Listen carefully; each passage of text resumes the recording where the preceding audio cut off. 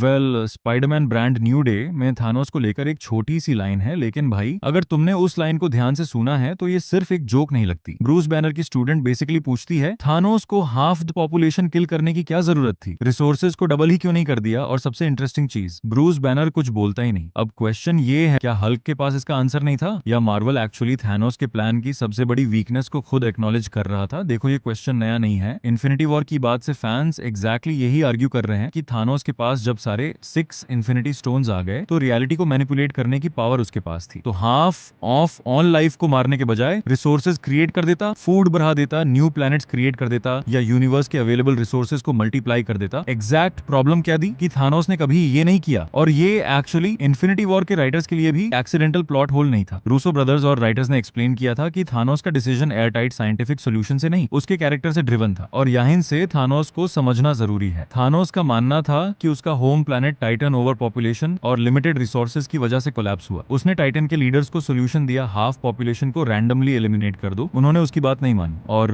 Titan eventually destroy हो गया। उसके बाद थानोस के दिमाग में एक बिलीफ लॉक हो गया, आई वाज राइट। मार्वल की ऑफिशियल कैरेक्टर हिस्ट्री भी एग्जैक्टली इसी मोटिवेशन को डिस्क्राइब करती है। Thanos believed over population threatened life and that eliminating half the population would save everyone else. तो थानोस के लिए ये सिंपली रिसोर्सेज कम है, लोग ज्यादा हैं वाली प्रॉब्लम नहीं थी, और इसीलिए रिसोर्सेज डबल करना उसके लिए सॉल्यूशन नहीं था। बिकॉज देन थानोस को एक्सेप्ट करना पड़ता, maybe I was wrong, और थानोस ये एक्सेप्ट करने वाला कैरेक्टर नहीं था एक्चुअली। एंड गेम में इसका प्रूफ और क्लियर हो जाता। जब 2014 वाला थानोस फ्यूचर देखता है कि एवेंजर्स उसके स्नैप को रिवर्स कर देंगे, तो वो ये नहीं बोलता मे बी मुझे बेटर सोल्यूशन फाइंड करना चाहिए। इंस्टेड वो और एक्सट्रीम हो जाता है। अब वो सिर्फ हाफ लाइफ नहीं हटाना चाहता, वो पूरी यूनिवर्स को डिस्ट्रॉय करके एक नई यूनिवर्स क्रिएट करना चाहता है। मतलब थानोस का अल्टीमेट गोल सिर्फ रिसोर्सेज सेव करना नहीं था, he wanted to prove his philosophy was right. और यही वो पॉइंट है जहां ब्रांड न्यू डे का डायलॉग एक्चुअली इंटरेस्टिंग हो जाता है। स्टूडेंट का क्वेश्चन बेसिकली ऑडियंस का क्वेश्चन है। 8 साल से फैंस पूछ रहे हैं, ब्रो रिसोर्सेज डबल क्यों नहीं किए? और मार्वल ने फाइनली ये क्वेश्चन एमसीयू के अंदर ही पूछ दिया। अब आता है ब्रूस बैनर का साइलेंस। क्या इसका मतलब ब्रूस को पता है कि थानोस एक्चुअली राइट था? नहीं, इसका कोई ऑफिशियल एविडेंस नहीं है। और ये बोलना कि हल्क का साइलेंस थानोस के रिटर्न का सीक्रेट क्लू है, अभी पूरे स्पेकुलेशन होगा। बट नैरेटिवली